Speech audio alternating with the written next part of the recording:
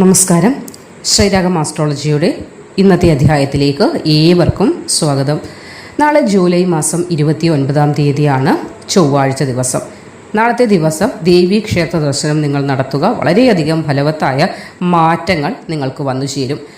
നാളെ മുതൽ നീണ്ടു നിൽക്കുന്ന ഒരു മാസക്കാലം വളരെയധികം ഭാഗ്യം തുടങ്ങാൻ പോകുന്ന 7 നക്ഷത്രക്കാരുണ്ട്. ഈ ഒരു മാസക്കാലം നിങ്ങൾക്ക് രാജയോഗ സമയം എന്ന് തന്നെ വിശേഷിപ്പിക്കാവുന്നതാണ്. വളരെയധികം ഭാഗ്യം, വളരെ നേട്ടങ്ങൾ, ഐശ്വര്യം ഇതൊക്കെയും ഒരു മാസക്കാലം നിങ്ങൾക്ക് ലഭിക്കാൻ തുടങ്ങുകയാണ് നാളെ മുതൽ.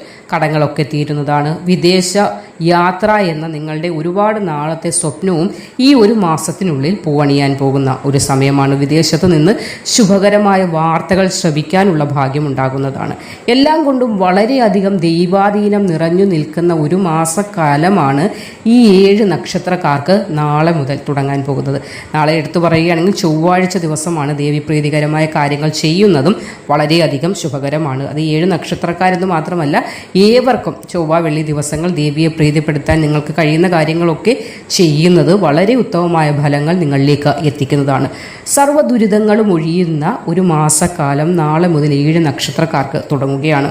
ദേവീക്ഷേത്ര ദർശനം മുടക്കാതിരിക്കുക. അതായത് എല്ലാ ചൊവ്വ വെള്ളി ദിവസങ്ങളിലും ദേവീക്ഷേത്ര ദർശനം നടത്തുകയാണെങ്കിൽ നിങ്ങൾ വിചാരിക്കുന്നതിനപ്പുറം നേട്ടങ്ങൾ നിങ്ങളെ തേടിയെത്തും. ലക്ഷ്മി ദേവി നിങ്ങളുടെ വീട്ടിൽ തന്നെ വസിക്കുന്നതാണ്. കടങ്ങൾ നിങ്ങളെ തിരിഞ്ഞു നോക്കുക പോലുമില്ല. അതായത് കടം എന്ന ഒരു കാര്യം നിങ്ങളുടെ ജീവിതത്തിൽ പോലും വന്നു ചേരുകയില്ല. ലക്ഷ്മി ദേവിയെ പ്രീതിപ്പെടുത്താൻ അല്ലെങ്കിൽ ദേവിയെ പ്രീതിപ്പെടുത്താൻ ഏറ്റവും ഉത്തമമായ ദിവസങ്ങളാണ് ചൊവ്വ വെള്ളി ദിനങ്ങൾ. നാളെ ചൊവ്വാഴ്ച ദിവസവുമാണ്. അപ്പോൾ നാളെ മുതൽ നീണ്ട ഒരു മാസക്കാലം വളരെയധികം ഭാഗ്യം തുടങ്ങുന്ന, സർവ്വ ദുരിതങ്ങളും ഒഴിയുന്ന അനുകൂല സമയം തുടങ്ങുന്ന 7 നക്ഷത്രക്കാരുണ്ട്. അപ്പോൾ നിങ്ങൾ ചെയ്യേണ്ടത് നാളത്തെ ദിവസം ദേവീക്ഷേത്ര ദർശനം നടത്തുക. കൂടാതെ നിങ്ങളുടെ കൈകൊണ്ട് തന്നെ ചുവന്ന പൂക്കൾ കൊണ്ടുള്ള ഒരു ഹാരം ദേവിക്ക് സമർപ്പിക്കുകയാണെങ്കിലും ഏറ്റവും ഉത്തമം തന്നെയാണ്.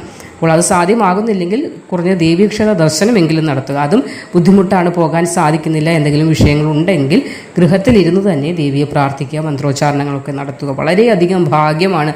നിങ്ങൾ ഉദ്ദേശിക്കുന്നതിനപ്പുറം നേട്ടം നാളെ മുതൽ 7 നക്ഷത്രക്കാർക്ക് നീണ്ട ഒരു മാസക്കാലം ആരംഭമാവുകയാണ്.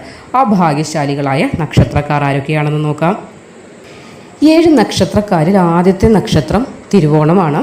തിരുവോണം നക്ഷത്രക്കാർക്ക് തൊടുന്നതൊക്കെയും പൊന്നാക്കി മാറ്റാൻ കഴിയുന്ന ഒരു മാസക്കാലമാണ് നാളെ മുതൽ തുടങ്ങാൻ പോകുന്നത്. ധാരാളം സന്തോഷകരമായ വാർത്തകൾ ശ്രവിക്കാനുള്ള ഭാഗ്യം ഉണ്ടാകുന്നതാണ്.